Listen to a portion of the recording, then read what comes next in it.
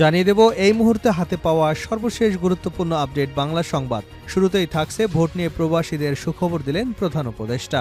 কয়েকদিনের মধ্যে নির্বাচন কমিশন গঠন করা হবে। এরপর পুরো নির্বাচন প্রক্রিয়ার কাজ তাদের উপরে থাকবে। প্রথমবারের মতো প্রবাসীরা পোস্টাল ব্যালটের মাধ্যমে ভোট দিতে যেন পারেন তা নিয়েও কাজ চলছে বলে জানিয়েছেন প্রধান উপদেষ্টা ডক্টর মোহাম্মদ ইউনূস। এবারে জানাবো আওয়ামী লীগের প্রেতাত্মারা সরকারকে ট্রাফিক জ্যামে ফেলেছে। বিএনপি চেয়ারপারসনের উপদেষ্টা আব্দুস সালাম বলেন, আওয়ামী লীগের প্রেতাত্মারা অন্তর্বর্তী সরকারকে ট্রাফিক জ্যামে ফেলে দিয়েছে। সেই জ্যামে পড়ে এখন ঘুরপাক খাচ্ছে। কোনটা আগে করবে কোনটা পরে করবে এখন পর্যন্ত এটাই ঠিক করতে পারছে না। জানাবো 14 ডিগ্রিতে নামল চুয়াডাঙ্গার তাপমাত্রা। চুয়াডাঙ্গার তাপমাত্রা 14 ডিগ্রিতে নেমেছে। ঘন কুয়াশা এবং হিমেল বাতাসে বেশ শীত অনুভূত হচ্ছে। সোমবার সকাল 6টায় চুয়াডাঙ্গায় 14.5 ডিগ্রি সেলসিয়াস তাপমাত্রা রেকর্ড করা হয়েছে। এ সময় বাতাসের আর্দ্রতা ছিল 97%। এটি তাপমাত্রা চলতি মৌসুমে জেলার সর্বনিম্ন তাপমাত্রা। এদিকে সোনারগাঁয়ে টিস্যু কারখানায় আগুন নিয়ন্ত্রণে 14টি ইউনিট। নারায়ণগঞ্জের সোনারগাঁয়ে ঝাউচর এলাকায় মেঘনা group of industries and paper কারখানায় অগ্নিকাণ্ডের ঘটনা ঘটেছে। সোমবার ভোর 5:15টার দিকে কারখানার গোডাউনে এ অগ্নিকাণ্ডের ঘটনা ঘটে। খবর পেয়ে আগুন নিয়ন্ত্রণে কাজ করছে ফায়ার সার্ভিসের বিভিন্ন স্টেশনে 14টি ইউনিট। তবে কী কারণে আগুন লেগেছে তা তাৎক্ষণিকভাবে নিশ্চিত করতে পারেনি ফায়ার সার্ভিস। জানিয়ে দেব সময়ক্ষেপণ না করে নির্বাচনের পথ তৈরি করুন। বিএনপির কেন্দ্রীয় নেতা ও সাবেক উপমন্ত্রী রুহুল কুদ্দুস তালুকদার দুলু বলেছেন, রাষ্ট্রের ভালো মন্দ রাজনীতিবিদরাই ভালো জানেন। অন্তর্বর্তী সরকারের কাছে অনুরোধ, সময়ক্ষেপণ না করে নির্বাচনের পথ তৈরি করুন। এবারের গণঅভ্যুত্থান শুধু রাজনীতিবিদদের জন্য ইতিহাস নয়, সকলের জন্য শিক্ষা। এবং সর্বশেষ জানাবো আন্তর্জাতিক সংবাদ। রুশ ভূখণ্ডে মার্কিন মিসাইল পড়লে তৃতীয় বিশ্বযুদ্ধ শুরুর হুমকি। মার্কিন মিসাইল ব্যবহার করে ইউক্রেন যদি রুশ ভূখণ্ডে হামলা চালায় তাহলে তৃতীয় বিশ্বযুদ্ধ শুরু হবে বলে হুমকি দিয়েছেন রুশ আইন প্রণেতা আন্দ্রেই ক্লাসাস। রবিবার মার্কিন দূরপাল্লার মিসাইল ব্যবহার করে ইউক্রেনকে রাশিয়ায় হামলার অনুমতি দিয়েছে যুক্তরাষ্ট্রের প্রেসিডেন্ট জো বাইডেন। এই সিদ্ধান্তের প্রতিক্রিয়ায় এমন হুমকি দিলেন রাশিয়ার এই নেতা। এতক্ষণ শিরোনাম শুনছিলেন, এবার বিস্তারিত।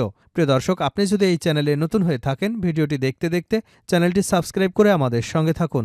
আর এই ভিডিও সম্পর্কে আপনি আপনার মূল্যবান মতামতটি কমেন্ট বক্সে জানিয়ে দিন। আর হ্যাঁ প্রিয় দর্শক, জানিয়ে দিন ভিডিওটি কোথা থেকে দেখছেন।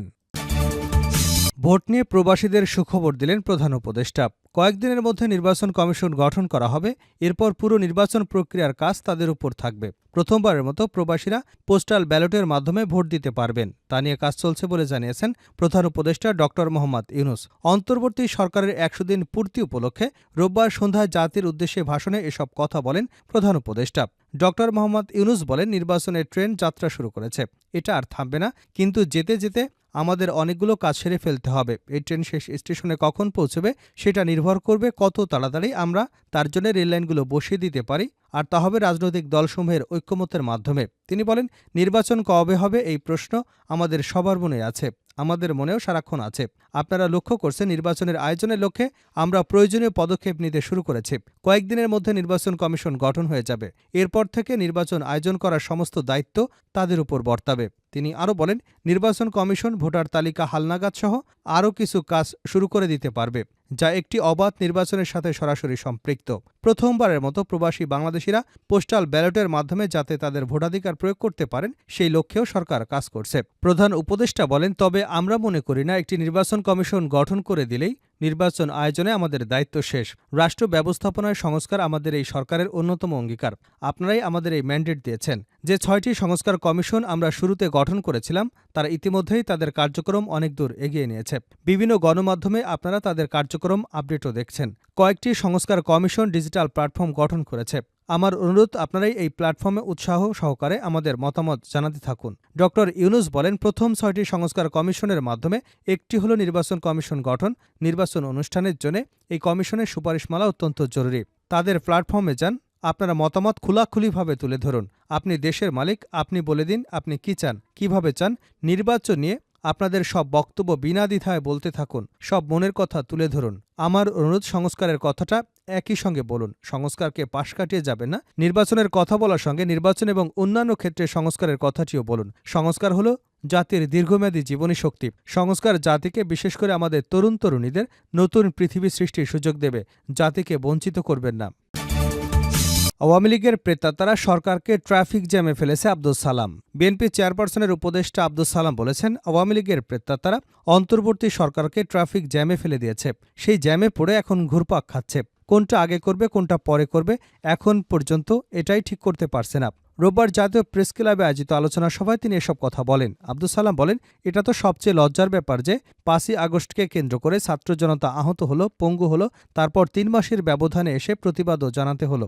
এর চেয়ে দুর্ভাগ্য তো আর কিছুই নেই। দুর্ভাগ্য হলো তারা কোনটা আগে করবে, কোনটা পরে করবে তাদের সুচিকিৎসা না করে তারা ঘোষণা দিচ্ছে ২৫০ স্টেডিয়াম করতে হবে বাংলাদেশে। তিনি বলেন, একটা কথা কঠিন মনে হলেও বলতে হয়, ডক্টর ইউনূসের মামলা যদি একদিনে প্রত্যাহার হতে পারে তাহলে কেন তারেক রহমানের মামলা প্রত্যাহার হবে না?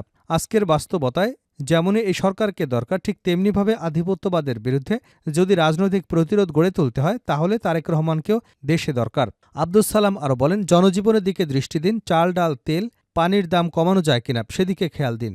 সামনে রমজান মাস আসছে, নিত্য প্রয়োজনীয় পণ্যের দাম যাতে না বাড়ে সেদিকে নজর দিন। স্টেডিয়াম বানাতে যাবে না, ৫০ওয়ালা পরিকল্পনা নেবেন না। শেখ হাসিনাও ৪২ সাল পর্যন্ত ক্ষমতায় থাকার পরিকল্পনা করেছিল। তাই আজকে যেটা দরকার সেটা করুন, কর্মসূচি কমিয়ে আনেন। ১৪ ডিগ্রিতে নামল চুয়াডাঙ্গার তাপমাত্রা। চুয়াডাঙ্গার তাপমাত্রা নামল ১৪ ডিগ্রিতে। ঘন কুয়াশা এবং হিমেল বাতাসে বেশ শীত অনুভূত হচ্ছে। সোমবার সকাল ৬টায় চুয়াডাঙ্গার ১৪.৫ ডিগ্রি সেলসিয়াস তাপমাত্রা রেকর্ড করা হয়েছে। এ সময় বাতাসের আর্দ্রতা ছিল ৯৭%। এটি তাপমাত্রা চলতি মৌসুমে জেলার সর্বনিম্ন তাপমাত্রা। গতকাল রোববার জেলায় সর্বনিম্ন তাপমাত্রা ছিল ১৫.৮ ডিগ্রি সেলসিয়াস, যা একদিনের ব্যবধানে ১.৩ ডিগ্রি সেলসিয়াস তাপমাত্রা কমল। এদিকে শীতের শুরুতেই চুয়াডাঙ্গা সদর হাসপাতালে বেড়েছে শীতজনিত রোগ। ভাইরাসে আক্রান্ত হয়ে শিশু ডায়রিয়া, নিউমোনিয়া রোগীর সংখ্যা বাড়ছে। গত এক সপ্তাহে শ্বাসকষ্ট ও ডায়রিয়াসহ শীতজনিত বিভিন্ন রোগে হাসপাতালের আউটডোরে ৩,০০০-এরও বেশি বয়োবৃদ্ধ চিকিৎসা নিয়েছেন বলে জানিয়েছে চুয়াডাঙ্গা সদর হাসপাতালের ভারপ্রাপ্ত আবাসিক মেডিকেল চিকিৎসা কর্মকর্তা ওয়াহিদ মজুমদার রবিন। সোনারগাঁয়ে টিস্যু কারখানায় আগুন, নিয়ন্ত্রণে ১৪ ইউনিট। নারায়ণগঞ্জের সোনারগাঁয়ে ঝাউচর এলাকায় মেঘনা group of industries and paper কারখানায় অগ্নিকাণ্ডের ঘটনা ঘটেছে। সোমবার ভোর ৫:১৫টার দিকে কারখানায় গোডাউনে এই অগ্নিকাণ্ডের ঘটনা ঘটে। খবর পেয়ে আগুন নিয়ন্ত্রণে কাজ করছে ফায়ার সার্ভিসের বিভিন্ন স্টেশনের ১৪টি ইউনিট। তবে কী কারণে আগুন লেগেছে তা তাৎক্ষণিকভাবে নিশ্চিত করতে পারেনি ফায়ার সার্ভিস। নারায়ণগঞ্জ ফায়ার সার্ভিসের উপসহকারী পরিচালক ফখরুদ্দিন জানান, সকাল ৫:১৫টার দিকে অগ্নিকাণ্ডের ঘটনা ঘটে। খবর পেয়ে ৫:৩০টার মধ্যে তারা পৌঁছে আগুন নিয়ন্ত্রণে কাজ শুরু করেন। প্রথমে সোনারগাঁও, গজারিয়া এবং গজারিয়া বিসিক ফায়ার সার্ভিস স্টেশনের ৬টি ইউনিট আগুন নেভাতে কাজ শুরু করে। পরে বন্দর, কাঁচপুর এবং সিদ্দিক বাজার ফায়ার স্টেশন থেকে আরও ৬টি ইউনিট ঘটনাস্থলে আসে। রুশ ভূখণ্ডে মার্কিন মিসাইল পড়লে তৃতীয় বিশ্বযুদ্ধ শুরুর হুমকি। মার্কিন মিসাইল ব্যবহার করে ইউক্রেন যদি রুশ ভূখণ্ডে হামলা চালায় তাহলে তৃতীয় বিশ্বযুদ্ধ শুরু হবে বলে হুমকি দিয়েছেন রুশ আইন প্রণেতা আন্দ্রেই কিলাসাস। রবিবার মার্কিন দূরপাল্লার মিসাইল ব্যবহার করে ইউক্রেনকে রাশিয়ার হামলার অনুমতি দিয়েছে যুক্তরাষ্ট্রের প্রেসিডেন্ট জো বাইডেন। এই সিদ্ধান্তের প্রতিক্রিয়ায় এমন হুমকি দিলেন রাশিয়ার এই নেতা। মেসেজিং অ্যাপ টেলিগ্রামে তিনি লিখেছেন, পশ্চিমারা উত্তেজনা এমন পর্যায়ে নিয়ে যাবার সিদ্ধান্ত নিয়েছে যেখানে সকালের মধ্যে ইউক্রেন পুরোপুরি বিধ্বস্ত হয়ে যেতে পারে। আন্দ্রেই কিলাসাস জানিয়েছেন, ইউক্রেন যেই যুক্তরাষ্ট্রের দূরপাল্লার মিসাইল দিয়ে রাশিয়া হামলা চালাবে তার সঙ্গে সঙ্গেই পাল্টা হামলা চালানো হবে। এক্ষেত্রে কোনো দেরি করা হবে না। তিনি বলেন, তৃতীয় বিশ্বযুদ্ধ শুরু হবার ক্ষেত্রে এটি একটি বড় ধাপ। গত সেপ্টেম্বরে রুশ প্রেসিডেন্ট ভ্লাদিমির পুতিন জানান, যদি পশ্চিমারা ইউক্রেনকে দূরপাল্লার অস্ত্র ব্যবহার করে তাদের ভূখণ্ডে হামলা চালাতে দেয়, এটির অর্থ হবে পশ্চিমারা সরাসরি রাশিয়ার বিরুদ্ধে যুদ্ধ করছে। পুতিন হুমকি দেন, এ ধরনের পদক্ষেপ চলমান যুদ্ধের প্রকৃতি এবং পরিধি বদলে দেবে।